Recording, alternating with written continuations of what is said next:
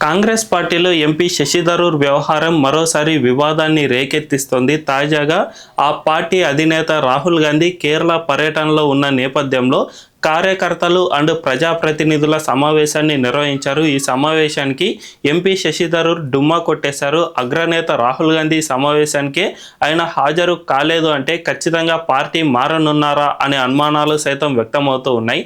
అయితే ఇదంతా ఎందుకు జరిగిందంటే మనందరికీ తెలుసు, మన దేశం ఆపరేషన్ సింధూర్ నిర్వహించిన నేపథ్యంలో దీనికి సంబంధించి మన ఇండియా నుంచి డెలిగేట్స్ను విదేశాలకు పంపించాం. తద్వారా మన భారతదేశపు వాణిని వినిపించాలి అనే ఉద్దేశంతో ఈ డెలిగేట్స్ను ఏర్పాటు చేశాం.